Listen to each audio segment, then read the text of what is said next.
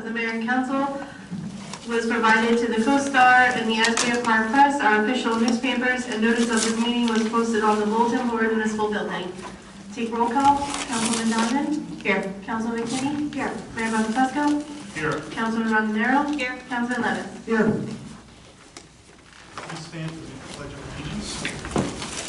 Pledge allegiance to the flag of the United States of America and to the republic for which it stands, one nation, under God, indivisible, with liberty and justice for all. Please remain standing for a moment of silence for our troops, their families, and our first responders.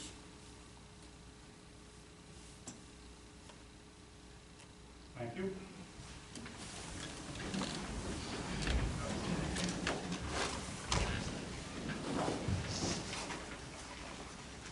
First thing on the agenda is proclamation. We had, there was a dedication on Saturday of the Belmar First Aid Squad memorial, which is at Memorial Field, Memorial Row, and the following proclamation was read, and I think it's appropriate that we read it here. Okay, so whereas the Belmar First Aid Squad was established in June 1927 and served the Belmar community until 2021, and whereas the Belmar First Aid Squad is considered the first volunteer aid squad in the country, and whereas throughout the 93 years countless volunteers of Belmar First Aid Squad have committed their time and energy to deliver essential emergency services to the Belmar community. And whereas the 93-year legacy of service provided by the Belmar First Aid Squad merits recognition and appreciation for its accomplishments, now therefore be it resolved that the Mayor and Council of the Borough of Belmar do hereby proclaim June 14, 2025 as Belmar First Aid Squad Day. And be it further resolved that a copy of this proclamation shall be permanently displayed in the Borough of Belmar Municipal Building, June 14th, and it's from myself and all the council people.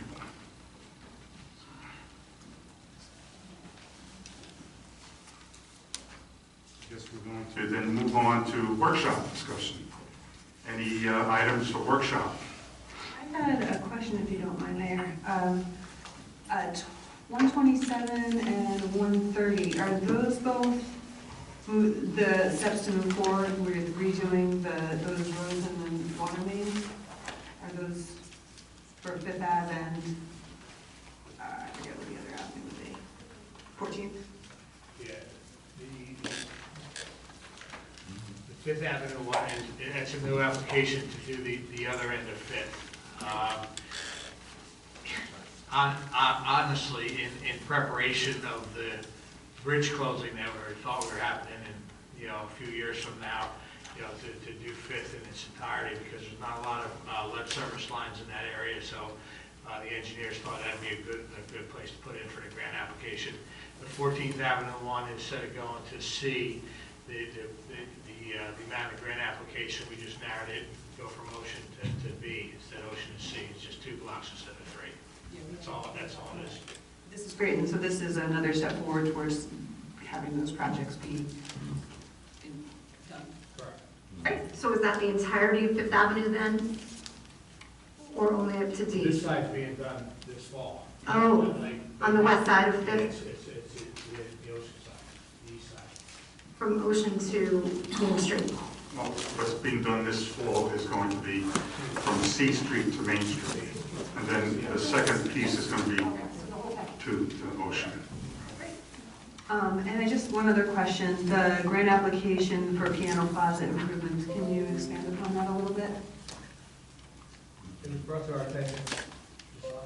our attention from Millennium that there's an opportunity for some plaza work to be done, so we thought this would be a great way, in addition to the paper project, to throw some grant money towards redoing that whole Piano Plaza area. Great, great. Good to hear. They're applications, there's no guarantee you're going to get them, but that's what we're going to submit for. Maybe those sunshades? Yes, yeah, all parts of the whole process. Wonderful, thank you. Are there any other workshop items to discuss? If not, then we can move right along. petitions. Any petitions filed? I did not receive any. Okay, and let's go to approval of minutes. Do I have a motion to approve the minutes of the May 27th meeting? Make the motion? Second? All in favor? Aye. Anyone opposed? Okay, reports of council. Councilwoman Donovan. Belmar Environmental Commission continues to be very busy. We had a very long meeting with the Army Corps of Engineers to start the Silver Lake project along with our CFO and our VA, in which we went over the potential scope of the project along with how to prioritize the stakeholders, of course, of which the most important ones are the residents of Belmar. There are 3 items on this agenda that relate to the Environmental Commission, actually 4. 3 of them are grants that they have worked very, very hard to procure. One is the Silver Lake Army Corps grant, one is the Sustainable Jersey grant that would help with electric equipment for our DPW and training for them, and the other one is that Community Energy Plan grant. And finally, they, with unanimous vote, passed a resolution to recommend that the council pass a resolution, let me get the right wording on this, against offshore drilling in Belmar's horizons. The federal government opened up that as a possibility, and we wanted to express that we disagree with it. With both the drilling, the aesthetics of it would potentially be 3 miles or less offshore. So we are hoping the council approves that resolution today. Along with that, we had a visit, the mayor and I, with the EDA, which is the Economic Development Authority of New Jersey, where we walked around Main Street to all the businesses to let them know of grant opportunities and funding for them, especially in light of the potential bridge closure, which a week ago was, 2.5 years away, and now is a different story. But speaking of which, as part of the Tourism Commission, we have been going around to all the local businesses to talk about how that is affecting them and all the different ideas we have about how we can support our businesses during that time. And if I can make one final plea to everyone here, is to support your local businesses. Please, please stay local. Go to Taylor's, go to Klein's, go to all of our local businesses, especially as the bridge is closed. And the Harbor Commission meeting was supposed to be tonight. Obviously it is not because we are in here, but that got moved to next week. And the Tourism Commission meeting will be tomorrow night. Thank you. Okay, thank you, Councilwoman Kinney. Thank you. The Shade Tree Commission has an excess in trees in their tree inventory. So what they would like to do is do free tree giveaways, and they would like to do that at the Friday night concerts starting the week of June 27th. So it's basically an entry, and if you would like to enter to win a free tree and you're at one of the Friday night concerts, you can potentially win a free tree for your yard. I believe Movies on the Beach begin the week of July 7th, so that's going to start Wednesday nights in July. The ADA committee will be presenting their anti-bullying special needs awareness presentation to the summer campers on Friday, July 25th. This is always a great program for the kids. And I think they're looking for volunteers, so Councilwoman Ronzanero or Councilman Donovan, let us, if you'd like to come and help volunteer, they would love the help. Skate Park Committee, they are today. This Saturday is our Ghost Skateboarding Day event, Spend to Shred. There's several businesses, as we were talking about spending locally, several businesses that are going to be involved. Businesses that are participating are going to give a portion of their proceeds back to the skate park that day, so look out for those businesses that are participating this Saturday, the 21st. And our fall fundraiser for the skate park is going to be October 11th, so look out for more info about that. And then last thing I have is just a couple things around the schools.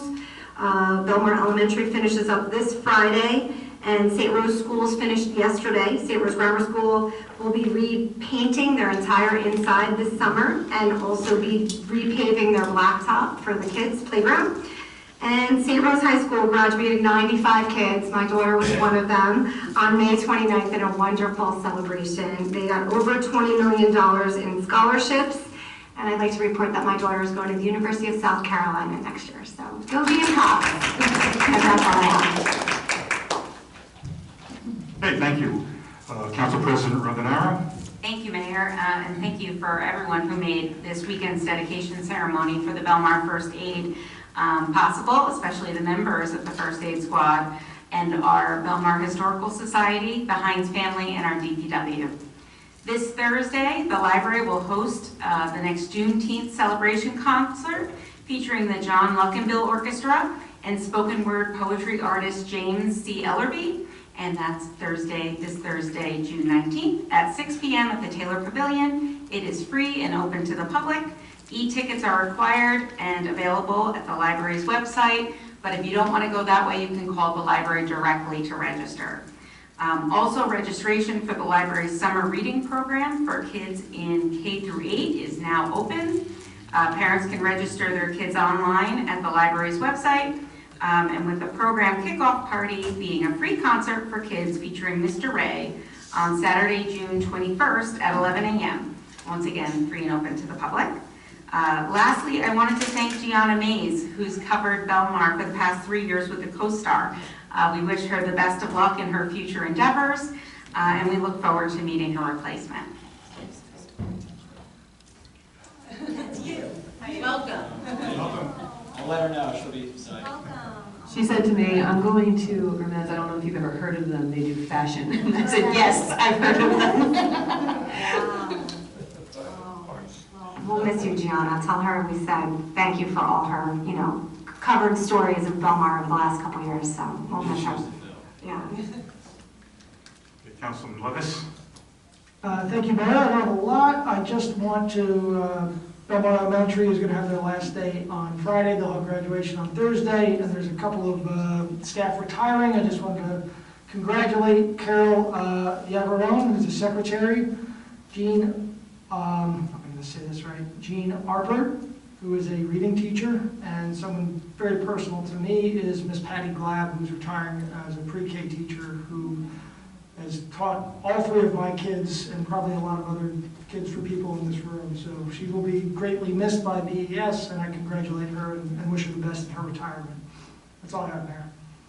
Okay, I'm not going to say anything, but I'm going to just ask Mr. Kane. He doesn't know this, but I know everybody is concerned about the bridge, and I figured since you had the last contact this afternoon, maybe you could just bring us up to date real quick as to what you've learned.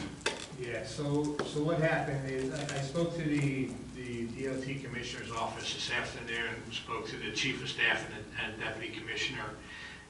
Thursday night around 10 o'clock, they got a call that the bridge was locked. They couldn't open the bridge. They went out and assessed it. On Friday, the Coast Guard came in and basically told them marine traffic has right away, get the bridge open. So they mobilized a crane to come out so that when the bridge was open, it would hold it in place. They are currently, their engineers and contractors and everyone are currently assessing the damage. They don't really know the cause. They don't know the extent of the damage as of 2:30 this afternoon. Once they do that, they can prepare a plan to repair it, and at that point, they're going to let us know the extent of the bridge closure. So I know there's a lot of rumors going around, and as far as DOT is concerned, they do not know the extent of the damage, what the repairs need to be, and the time period that that's going to take place. So that's as of, from the Commissioner's office, as of this afternoon.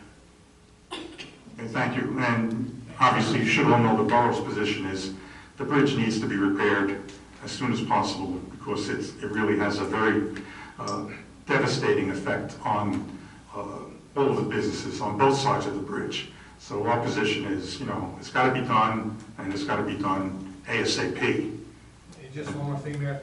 So the damage last year was to one side. It was completely rebuilt. They had to install new pistons, had to manufacture a lot of the components of the bridge. You know where you can go and buy them for a 93-year-old bridge. This issue is on the north side, on the Avon side.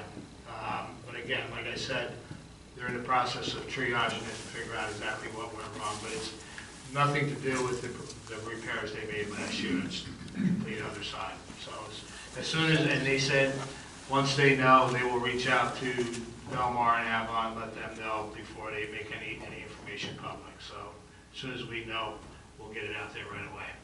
We'll keep everyone posted as soon as we get any new information. Any other items? Okay, let's move on to resolutions. This is a public comment session on the resolution.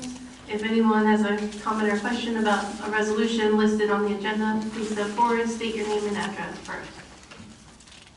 And just a reminder that comments are limited to 5 minutes, and really try to focus on comments. Thank you. None, can I have a motion? Can I have a motion to close the public session? Motion. Second. All in favor? Aye. And can I have a motion to approve the resolutions as listed on the consent agenda? Motion. Second. Councilwoman Donovan? Yes. Councilman Kinney? Yes. Mayor Buckfusco? Yes. Councilman Romanero? Yes. Councilman Levis? Yes. Couple more resolutions. Can I have a motion to approve Resolution 2025-132, which is a resolution endorsing the borough's 4th round housing element and fair share plan? I'll make a motion. Second. Councilman Donovan? Yes. Councilman Kinney? Yes. Mayor Buckfusco? Yes. Councilman Romanero? Yes. Councilman Levis? Yes. And next is Resolution 2025-133, a resolution authorizing the issuance of a club license to the Belmar Fishing Club. Do we have a motion to adopt this resolution? I'll make a motion. Second. Councilwoman Donovan? Yes. Councilman Kinney? Abstain. Mayor Buckfusco? Yes. Councilman Romanero? Yes. Councilman Levis? Yes.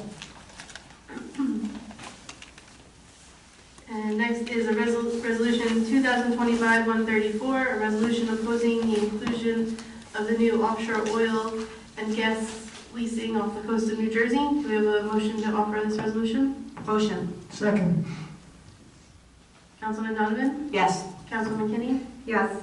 Mayor Buckfusco? Yes. Councilman Romanero? Yes. Councilman Levis? Yes.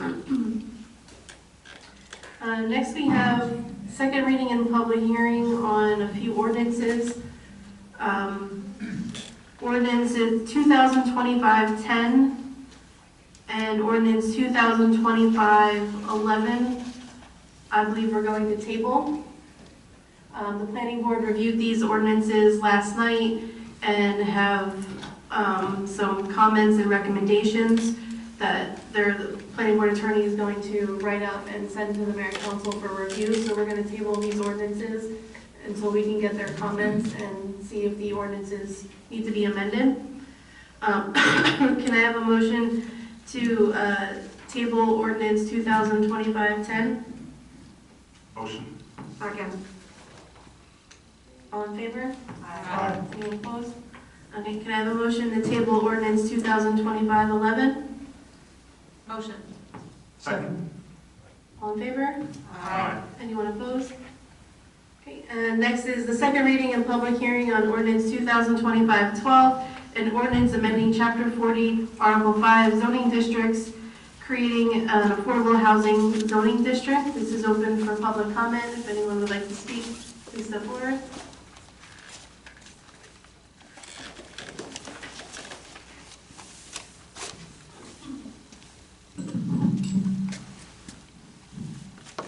Excuse me, this is Eugene Creamer, 4th Avenue. Is this ordinance up for public comment now? Yes. Yes. Okay, I took a look at this is the spot zoning of what used to be, I think, an ophthalmologist or a specialized eye doctor over on 10th Avenue. Across the street from municipal parking lot and Jaeger Automotive. There were a couple of things that didn't align with the borough's code. One of them being allowable use residential amenities. By the way, does anybody want to take a chance at defining what a residential amenity is? It's undefined in the borough's code. neither residential amenity or industrial amenity.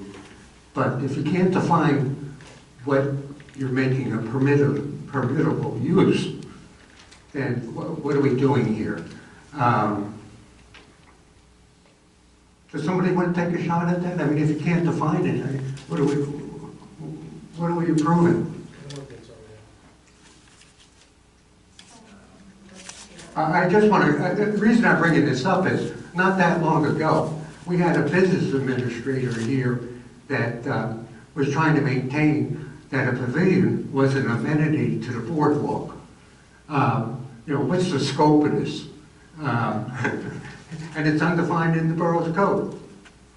Mr. Kramer, where are you looking at? What codes? Chapter 40 in the borough's code? No, 40. Yeah, this is, I think all... Development regulations, right. Okay. And where are you looking at? Definitions. Alrighty.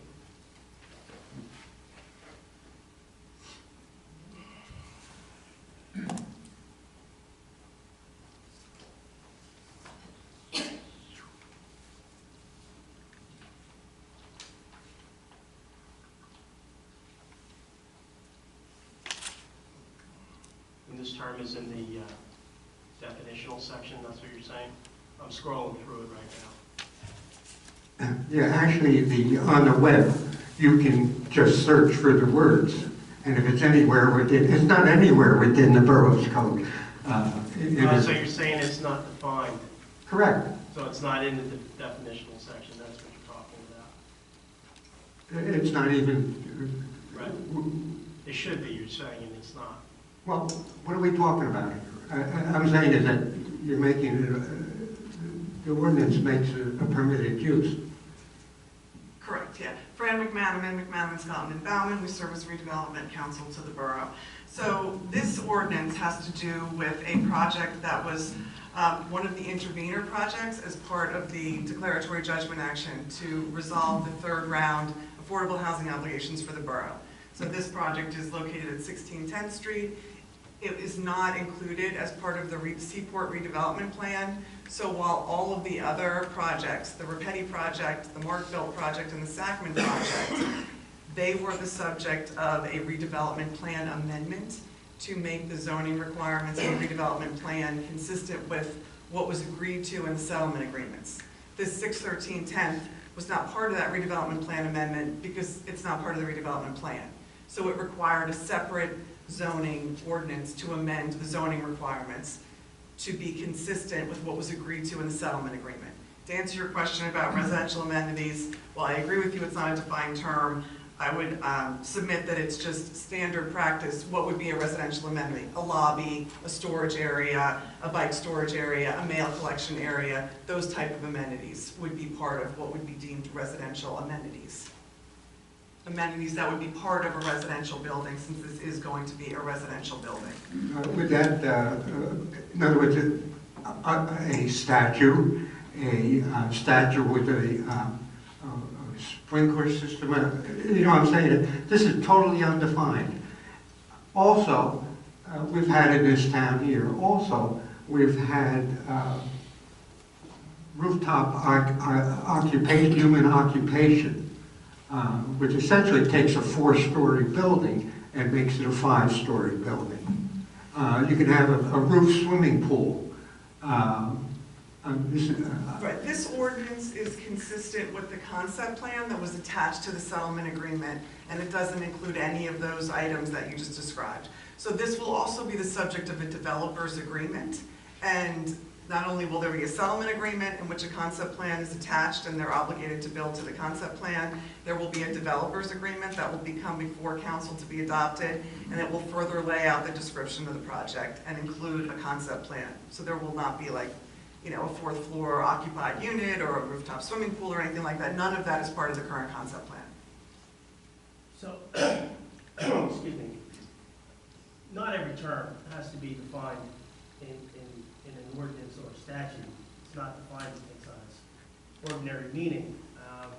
I think we can go and look in the dictionaries and find out what an amenity is, and then we can use. By the way, it's not in the borough did adopt in its zoning regulations the Uniform Construction Code, and it's not defined there either. Right, it doesn't have to be defined anywhere in any of the codes, and if it's not, it takes on its normal meaning, as I was saying. So an amenity, I'm just looking on the internet here, and I'm not, pick out anyone. It's an amenity, a desirable or useful feature or facility of a building or place.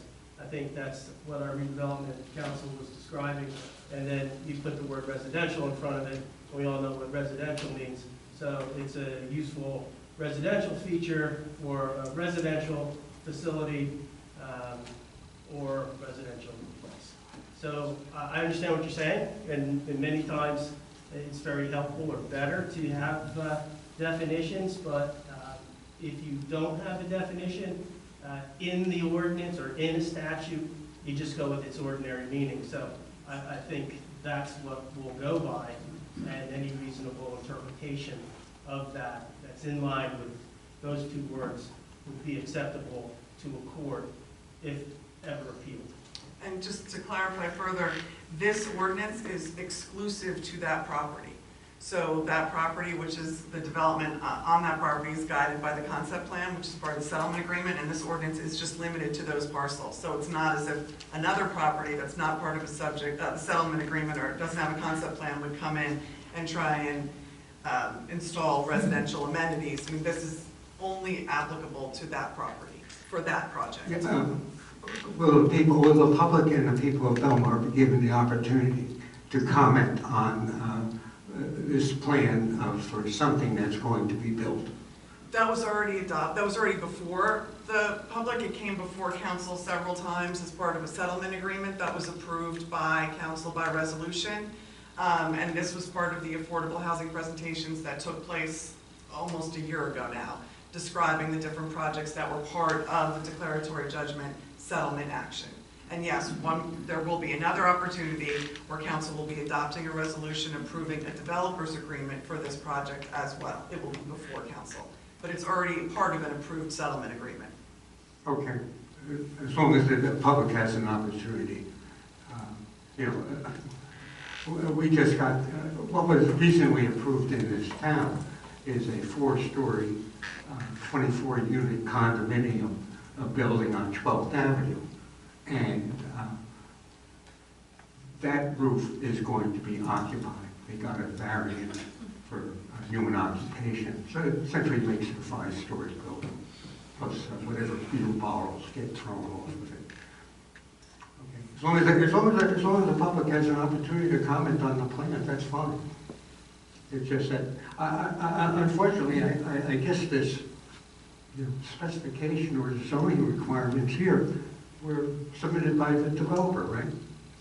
They were prepared in connection, we worked with the developer to draft and prepare this ordinance to make sure it was consistent with what was agreed to in the settlement agreement. Yes. Yeah, well, the public didn't participate in that. I'm just saying that. The settlement agreement was before the public. It was approved by resolution by council, and it was done in a public meeting. Did they look at it? It was attached to the settlement agreement, yes. Yeah. And it was presented in PowerPoints. The description of the project was up in PowerPoints, and those PowerPoints and those sessions are on the borough website. So yes, the public had an opportunity to review these I think I projects. understand. The developer got carte blanche, whatever he wants, correct? No, I disagree with that characterization. These were intense negotiations that went on for very long periods of time. Yeah, but it didn't involve the public. I think we've gone around. Yeah, You're- you're on. If you're entitled to give your opinion, but we told you what the facts are. My opinion is there was no transparency here. Fine. Thank you. Okay. Certainly entitled to that. Any other comments? I just want to follow up, Mayor. So just to clarify, there's no rooftop anything happening on this project? No, there's probably more oversight on this project than most other projects because we actually have to enter into a developer's agreement with them.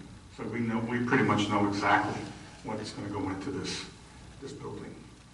That's fine, as long as your comments here are included in the record. Thank you. Any other comments, please? Okay. Can I have a motion to close the public hearing? Motion. Second? All in favor? Aye. Aye. Can I have a motion to adopt ordinance 2025-12? Motion. Second. Councilman Donovan? Yes. Councilwoman Kinney? Yes. Mayor Buckfusco? Yes? Councilman Rondero? Yes. Councilman Levis? Yes. Next is second reading and public hearing on ordinance 2025-13. This is an ordinance approving the application for a long-term tax exemption and authorizing the execution of a financial agreement. This is open for public comment. If anyone would like to speak on the ordinance, please step forward. Have a motion to close the public hearing? Motion? Second. All in favor? Aye.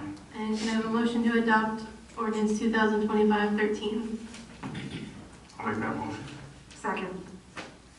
Councilman Donovan? Yes. Councilwoman Kinney? Yes. Mayor Buckfusco? Yes? Councilman Rondero? Yes. Councilman Levis? Yes. And last one is first reading and introduction on ordinance 2025-14. This is an ordinance amending and supplementing Chapter 18, Section 2.7C, Rules and Regulations of the Beachfront, providing for the use and control of tents and similar structures. Do we have a motion to offer the ordinance for first reading? I'll make the motion. Second. Councilman Donovan? Yes. Councilwoman Kinney? Yes. Mayor Buckfusco? Yes? Councilman Rondero? Yes. Councilman Levis? Yes. Now we're on to public session. If anyone would like to make a comment, please step forward, state your name and address first, please. Anita Buckley, First Avenue. Good evening. My rent was raised $200 this year. To be clear, that's $200 a month. That's $2,400 for the year.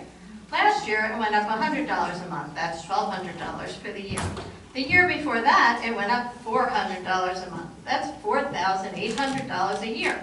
In total, that's $8,400 in the last 3 years. As I assume most of you are homeowners, you have no understanding of this. Homeowners get crazy when the taxes go up $100 for the year. Imagine if your taxes went up $2,400 for the year, or $8,400 in 3 years. You need to see clearly the drastic change in the renting world has taken. Renting used to be the affordable option on the road to home ownership or for downsizing. I sold my 3-bedroom home to downsize both for home maintenance and finances, but I'm currently paying more than any mortgage I've ever held. Once again, I need to explain, as the mayor and council of Belmar, their obligations to the many, not the few. You have the ability to create an ordinance to slow the upward trend and help our Martians afford to eat and pay rent. You have the ability to support the ones that were caught in the spiral of greed by the capitalists without morals. If you use phrases like fair market value, this is a misnomer. There's nothing fair about not being able to afford housing. This is made up by the capitalists without morals who just see housing as an easy way to add to their millions. Then the right of everyone to have a home. In a capitalist society, yes, you have the right to charge whatever you want for your product, in this case housing. But that's where the people that care about the community and residents create ordinances to counteract this greed. That's where you on the dais see the need and react and help the townspeople who elected you. If you say the Belmar Housing Authority is an affordable option, I would say you would have been right years ago, but now the building is literally falling down from the neglect of the executive director and other administrations that did not see the need to help out. The cold air from the strong winds we are living in comes through the walls and freezes the tenants out as some are in the hospital. There are leaks in the apartments from the bricks moving on the outside. So no, the Belmar Housing Authority is not an affordable option for our citizens that can no longer afford their rent. Once again, I stand before you for all the tenants in town. There are 98 units in my complex alone, and at least 20 complexes just on the east side. Do the right thing, for the many, not the few. Thank you so much for your comments there. It's certainly appreciated. Debbie won't do anything. Anyone else have a comment?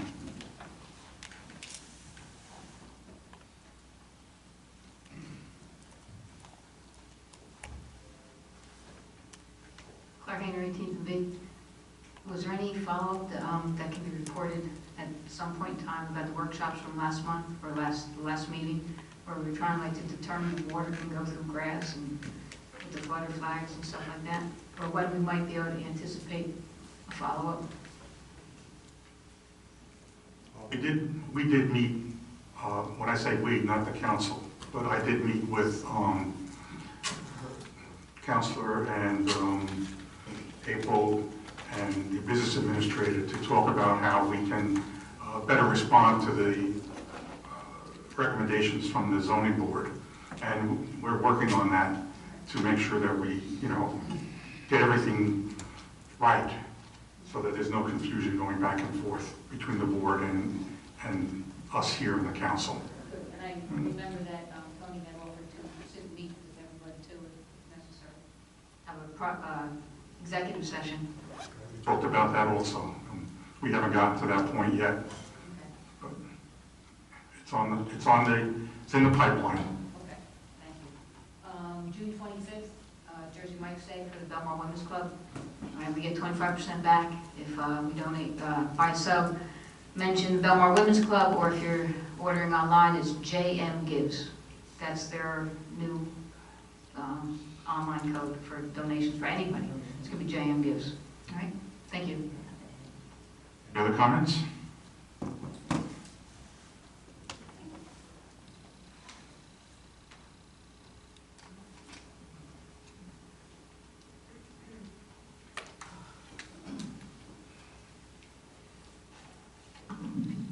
Cello, 14th Avenue. There's been an issue on 14th and K that the chief and I have talked about a stop sign. April got a sign put up that said slow children at play. It's helping, but not really. Is there any possibility, I even talked to some of the neighbors on my block, is there a possibility of, there's 2 poles that have the arrows that face to the right, which is facing west. Is there a possibility, they've even said, can we put a stop sign on that pole? Because people that are coming around the corner keep saying, I don't see the stop sign on the right. But they see the sun, they see the arrows. Is there any possibility we can just, if I have to buy a stop sign? I have to go down there and look at it. I'm not understanding what you're saying. Okay, so if you come from 13th Avenue and K, you're on K Street, you come to 14th Avenue, you're either going to drive straight into the wall or you're going to turn. When you turn, there's arrows that are pointing because it's a one-way street. I don't know if I can put a stop sign on the arrows. The stop sign up over here, everybody says, I don't see that stop sign, but I see the arrows in front of me. So April had a sign put up that said, slow children at play. That lasted about a week. But is there can you just put another stop sign straight in the front? Is there any? I'll look at it. I don't think so. I don't think you can legally do that. The stop sign is a stop sign. I don't think you can do that. But how about on 13th and K Street, there's stop signs, and the portable stop sign in the middle of the street.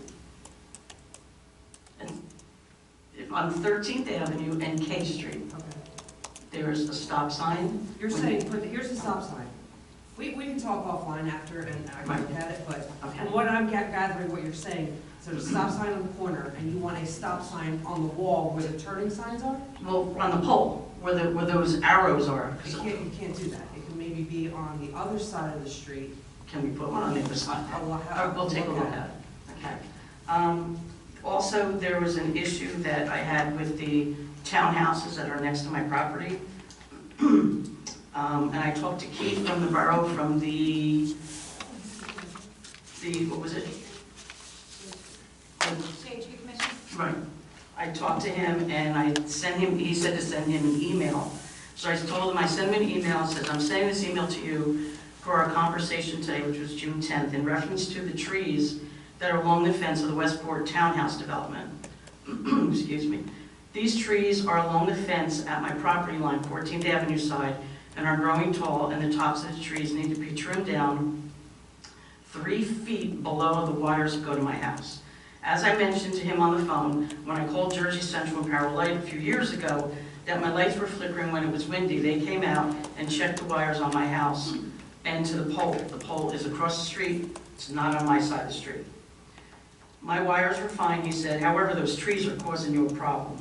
Jersey Central guy said that the problem is the trees are hitting the wires that go to my house, especially when it's windy, and the trees need to be trimmed down at least 3 feet below my gutter line and wires to my house. If they are not trimmed down, then there's a good chance that the trees will pull or lean on the electric wires and could cause a fire. This needs to be done yearly. The townhouse maintenance landscapers, have taken care of this issue in the past few years. They're way overdue in taking care of this to prevent any damages or fires.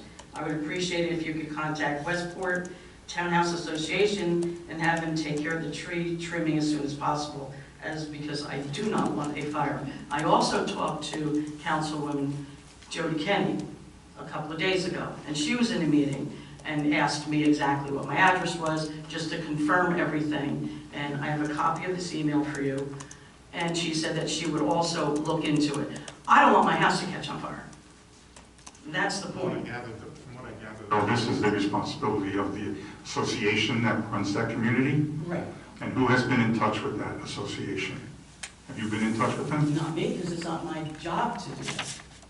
Well, if it's leaning over your house, you know, if it was a private house and it was leaning over into your yard, you would have no choice but to talk to the owner next door. So who do I get a hold of over there?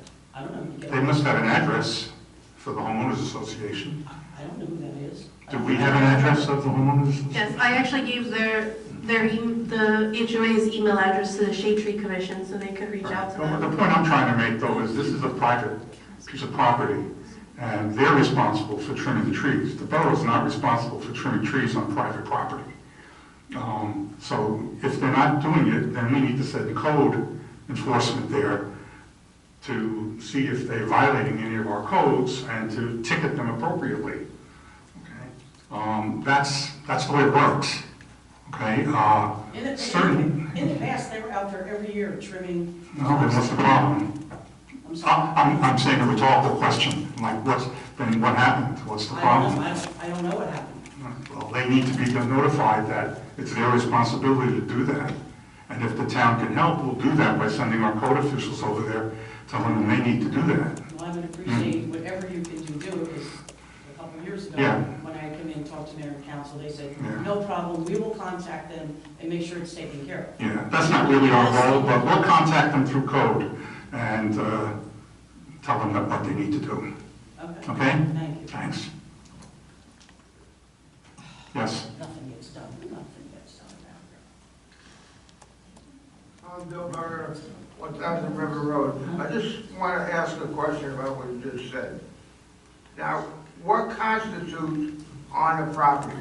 Now, if the trunk is here and the limbs run over the property, what does that, is the trunk that's off the property constitute the tree? What about the limbs over the property that's being talked about?